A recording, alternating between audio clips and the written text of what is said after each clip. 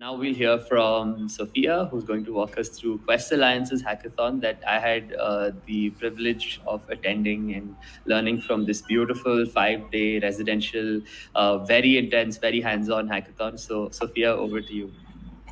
Thank you so much, Prashant. To begin with, I think our approach has been first we think of the theme, which is very relevant and can be relatable for the students, the learners, whoever is a part of the hackathon approach, and we do it sort of in parts. Where the first part focuses a lot onto training. So, what happens is trainings is the facilitators, the teachers, or whoever is the one key stakeholder who is connected with the students gets the training of the hackathon and also goes through the journey themselves. And then once they are well equipped and they know the essence of the hackathon, then they go and conduct the two phases, which the hackathon is conducted in two different phases. First being the ideathon and then the hackathon. In the ideathon phase, students do they do a lot of activities, a lot of pre-work goes in, and this is a phase where they really just work on the problems. They come together in groups, and usually the groups are 5 members coming together with different skills to demonstrate and showcase, and they just collect a lot of ideas by communicating with a lot of different stakeholders, the community, the school, the whole ecosystem. And once they feel like the group feels confident in one idea that they really want to work on, or we can call it a problem that they want to solve, then they sort of work on making a blueprints of the problem and the solution that they feel could help them overcome this problem or help achieve something or do something about this problem. Then we go to the hackathon phase where students, with the help of a lot of technical mentors, support from the school peers, inputs, feedback, a lot of user research, work on their working prototype. And what happens is the aim is again not to say that you create the end of the best project out there, but just try, play with it, have fun with it, and also use your skills to create something. And once that is done, what happens is the share out, the final piece where they all come together and pitching happens. Here a lot of students use different tools to do pitching and just present all their work to different stakeholders. So that is how we sort of see the whole journey coming together. Yeah. Awesome. I think Sorry, just go ahead. one thing to add there is that our focus with hackathons is to also say that given that India is a very diverse country and a lot of different people come with different skills, and they, like we were talking about how there are different students who come together, we want to appreciate and celebrate all the different skills, which is why we truly believe in celebrating and rewarding everyone with the uniqueness that they bring to the table, and also to make them problem solvers, be able to wear a hat of problem solvers and look everything with that a different mindset. Yeah. Wonderful, thank you. One of the things I remember that stood out to me when I visited your hackathon was students were very proud to show off a junk journal where it was all of their ideas that they knew were not going to get implemented. They were very happy and proud showing off like these hundreds and hundreds of ideas in their junk journal, and that was really fascinating for me. So we'll get into that a little bit later. I'm curious to know, how do you as an organization, as educators, how do you structure and organize the pre-hackathon sort of planning phase, and what are 2 or 3 essential components that you focus on to make sure this whole thing is really successful? um, I feel that the base always remains that students are able to um, learn what problem solving can look like, because I feel like there's also a lot of assumption around how you have to have these hard skills or have these lot of tools and techniques in place to be able to achieve something like problem solving. But in general, on day-to-day basis also what you do is problem solving. With that into that as a base, we first think of different themes. Our hackathons are usually surrounding different themes. Like for example, our interstate hackathon had a lot to do with sustainability, green, futuristic ideas of what sustainability can look like. Or for example, our STEM clubs have gender as a theme. So there are different themes that are there everywhere when we do hackathons, and for each of these themes we sort of work a lot on the pre activities that before. So with the assumption, because we have seen learners and students who have not done hackathons before, and we do not want to immediately tell them that, hey, this is you have go look for a problem and think of a solution and come. No, we want to make them familiarized with what a problem can look like, how can you look for a problem. So a lot of time is really spent on getting those activities together, where students are given a lot of pre-work to first go and just be a detective, or just go and think of, if can you draw a map, can you draw a purse, or any of those things that takes them through a process before going through the ideathon. So I think as a team we do really spend a lot of time on just getting that whole structure together.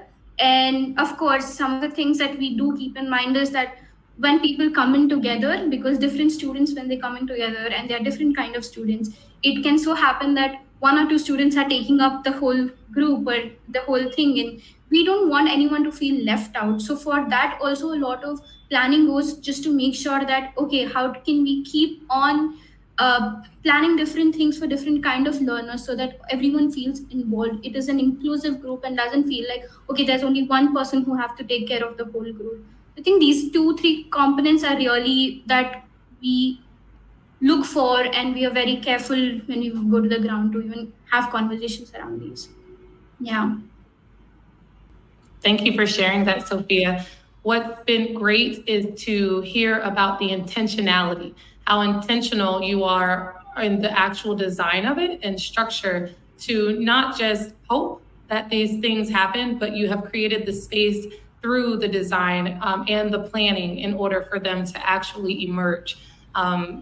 It's always impressive to hear more.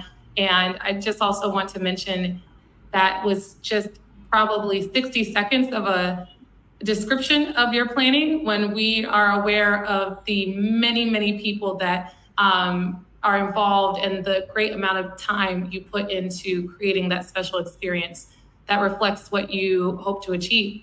Thank you, Sophia, for joining us. Would like to transition us a little bit to talk about post-hackathon support.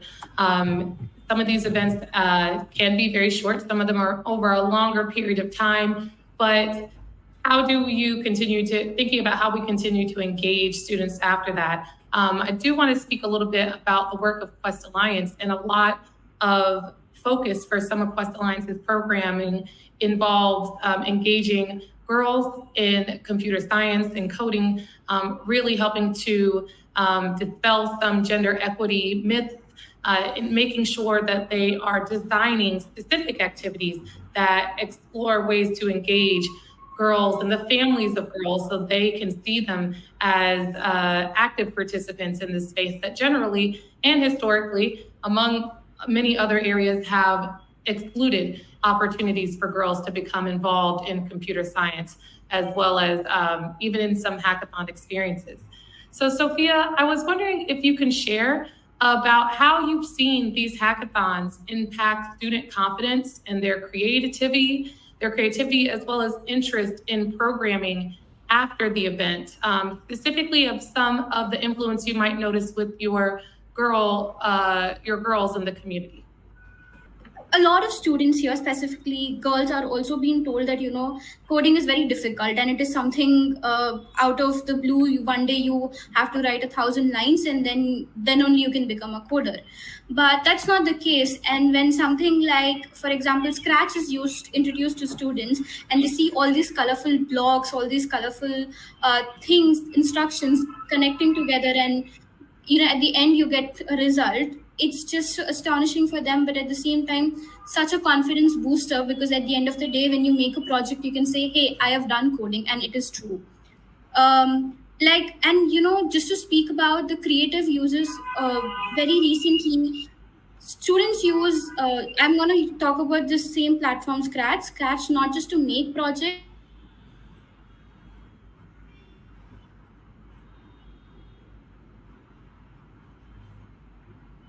applications similar thing, where their networks are not available, or they do not have access to phones, computers, etc.